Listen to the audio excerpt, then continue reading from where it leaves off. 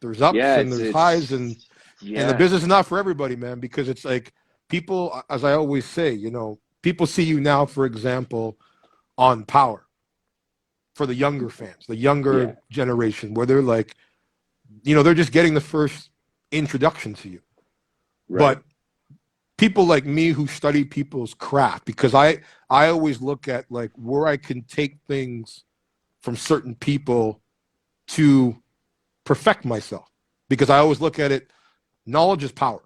Like the way you approach something, whether it's to a scene or a role, I'm like, fuck, okay, because where you, for example, like you playing this role as a lawyer and a prosecutor, that was the stuff that I got earlier on. I was on a television show called The Saxe series with Carrie Ann Moss, who's now Trinity in The Matrix. yeah, And, you know, I played a lawyer on that. And obviously, like over the years, I've gotten casted for either the lawyer or the cop or whatever. But I like to just see actors that, and maybe I'm wrong because I want you to tell your story, is that like you seem, just watching your performances in the earlier starts, things that I've seen you in, very theater. Because when you come into a character, you become that character. Like there's other actors, as you know, they read a script and they just read it and they just do their thing. But there's other actors that embody the character that they're playing. They really listen to the dialogue. They really listen to the other actors so that it comes off authentic. And that's what I right. loved about your work, was like, okay, you know what? This was a guy that I gotta keep track Hey, on. you know what, man? I really appreciate you saying that because that's kind of like that's the goal, right? I mean, the goal is to be a person in a place, having an experience, and I think sometimes the trick is like a lot of actors now you'll see this a lot. Like a lot of actors think just a person in a place, and they think just be chill, be boring, be just kind of just say the lines, and you don't Comfortable. have yeah, just be really comfortable. And it's like yeah, but the thing is we're getting a window as an audience. Like not that I think as an actor from an audience's perspective, Mm-hmm. but jumping into the audience's perspective for a minute kind of gives me a unique perspective as an actor of like and then you have to sever that tie because I don't want to be watching myself like an audience member. But Yeah. what I do want to do, but what I want to do is go, how is this day, how is this situation unique? Mm-hmm. You know, like why do we care? Mm-hmm. What piece of information is how are we furthering the story along? What is being handed to the audience here that they need to take with them? Mm-hmm. And how do I service this story? And what is my note as an artist? Like what is my like I look at it like a symphony, right? So when I go in and you've got Ghost and you've got Tommy and you've got Tasha and you've got Kanan and you've got, Leela, Angie and all these other cats around us. I go, okay, so what's my note? Like Mm-hmm. what's my instrument? Are we just going to all be the same kind of like instrument, or Mm-hmm. how do we turn this into something that's got some dynamic and some life to it and some like wait where's that guy, what's going on with this person, and that's when you kind of like lean forward in your seat and you're interested, and that's when you really get information, when somebody like sometimes when somebody tells you something, when somebody gives you something and it just goes right out the other ear. Mm-hmm. Like, but you're nodding and you're going like, yeah, but You're not but hearing. you have no fucking clue what they just Mm-hmm. said. Sometimes, and this happens to me a lot, and it's embarrassing, but I do that with names a lot because But I'm that's the kind of, business, bro. We yeah, all do yeah, that shit because we see each other. Like, how many times you've been on a red carpet and you oh, walk by somebody and you're like, you know them, but you can't figure it out. But you walk by them so many times, you've seen them at events, and it's almost embarrassing for you to come up after like 3 years later and be like, hey, what's your name? Like, the fuck? Like, or the worst is when they come up to you and they're like, hey, Shane, so good to see you again. And you're like, oh my God, so good to see you yeah. too. And then you're like, oh. But but I think the reason is because I almost immediately go into really reading somebody Mm-hmm. rather than because you know acting and life, and this is one of the things that's been interesting to me as an actor about COVID is that we get so many, our communication is so multifaceted. Like we have our voice, but the expression on your face, the look in your eyes, Mm-hmm. the way you hold your body, the way you tilt your chin, like all of it is feedback that we don't even understand, but Mm-hmm. internally it means something to us, right? And so when you're on set and you have and everybody has masks on like this, and the director has a shield and a mask on, and you're rehearsing, and then they say, okay, roll camera, take your mask off and go, right? And you felt like zero connection with anybody else other than just hearing them. And it's Mm-hmm. muffled because it's like this, you know, it's through the Yeah. mouth.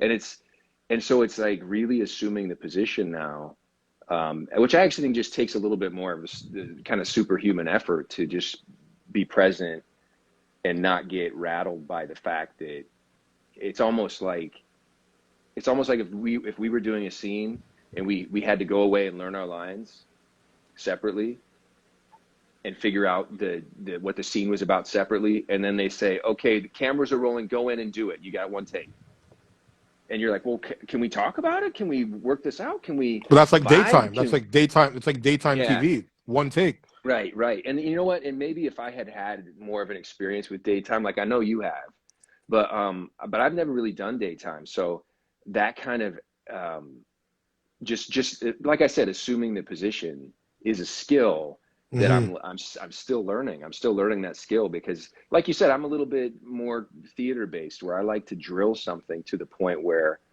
I've done it enough, I've vibed with it enough, I've considered what instrument I am, why I'm there, what the story is, all those things enough that I can like kind of let it all go Mm-hmm. and be Well, that's the present. thing. But as theater, I mean, you're literally giving yourself, and it's pretty much the same as daytime, except live.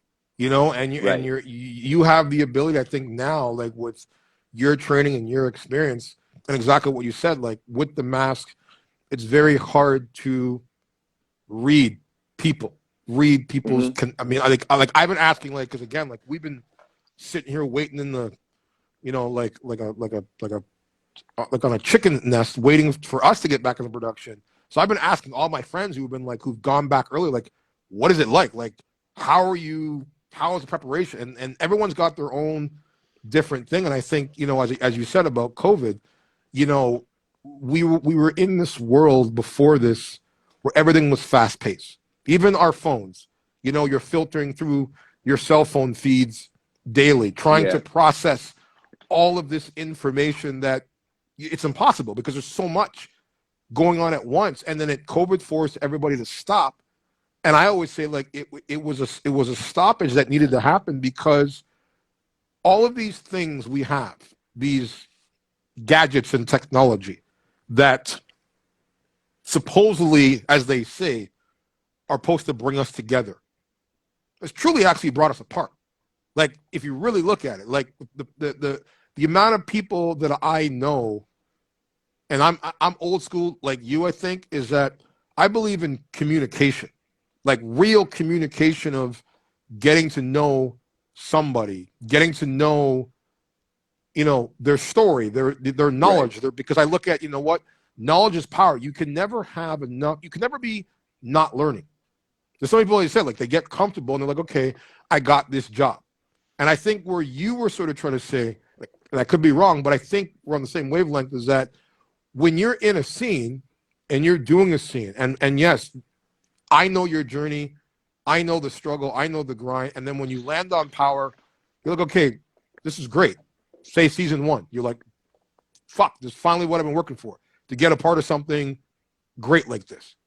And Right. then obviously the way power is written, it's like being on the fucking Sopranos. You never know when you're gonna get whacked every 5 minutes. So Yeah. you have a pressure in the sense that I could get comfortable and have the audience see me, as you said, like either bland or one way. But then for the potential audience, and again, the audience is the audience. Yes, there's the fan base audience, but the way I look at it, every scene is technically an addition for another potential job. Because like That's yeah, man. when someone's seeing you and they're like, okay, like for me, like when I first saw that film, I was like, yo, I'm gonna start following this guy's career because I was like, I mean, I remember you from Saving Private Ryan, but to really see your work in that film, I'm like, this guy is like on a whole other level of crazy. Like he can play it in a methodic way that it makes it more believable. Like I see, for example, like if they I see you on a Dexter. Like that's who I thought of. Like when I Love first that saw show, that, I man. was like, this is a Dexter type of character mindset because to play a role like that, you would think someone else's face would be on that role. And it wasn't. It was a guy that was like, seemed like a normal looking guy, but Yeah, then shit happens. And I think that's when you go when for you, the scenes that you have pulled off in Power. Because even I think the fans can attest to this.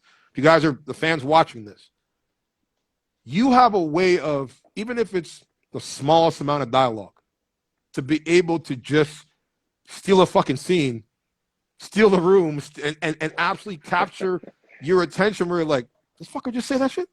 Like, did he just say this? But it's like, it's beautiful because as I said, you put yourself in a position now, being on a show that's seen by millions, a huge fan base all around the world. yeah, As I said, it's a potential addition for someone to say, because as you know, like there's so many. It's to me the thing I love about Power is that there's so many people that are in our business that are fans of the show. Like you yeah, don't really get that very often on shows where you have other actors and producers and directors going, I know this character, I know that. yeah. And Power's done that. And and and I mean, and it's to me, what's it's become part of the culture. I mean, I like it was uh, to me when I was driving out to the desert out in LA, Mhm.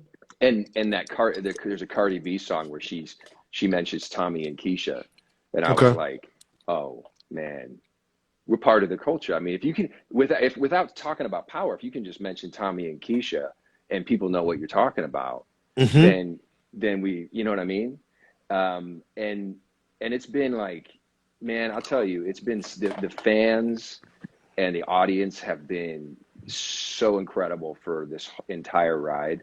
I mean, obviously for me, it's mostly like hate and and all and all that. But and it's funny because the first couple seasons, it really kind of bothered me, the the hate, and then once actually realized what it was, it's become for me, it's become I love it. Like But I I don't can't even, get enough of it. but thing me, I don't even really understand in season one the hate because to me, like the guy that I like I hated with a passion was Greg Knox. Like I want that guy dead from day one. Like he just to me was an irritating, not the actor himself, but just the way that to me Saxe didn't seem like a guy that was hateable. He was just doing his job. Like he was Yeah, literally just yeah. doing his job. So And he was just what's frustrated. He was like a disgruntled employee, right? He was like, why is this girl getting promoted when I should get promoted? okay? And I thought that I was more, and I also thought she was shady. And it's funny because I actually was auditioned for Greg Knox. I auditioned for that role first before I auditioned for Sax. And before that, I auditioned for Tommy. That was my first audition for Power, actually, which I knew I was wrong for, but that's part of the history of it is just to kind of like put yourself out there and roll with it. And So I want to roll that back before I want you to I want to talk about that actually, like your audition process for that. But I want you to continue from where when you first came to LA, as you said, okay, 1998, and that journey from there. yeah, well, it was a lot of struggling, and I mean, I hate the word struggle when they say like a struggling artist. I don't really think it was that. It was just, you know, I landed in LA thinking, if I'm being quite honest, I thought that I was going to be huge. I thought that I was going to blow up immediately, right? And that didn't fucking happen. And I had some cool opportunities and stuff like that, but the competition is real, man. There's, and it's about having the right team and getting the right opportunities and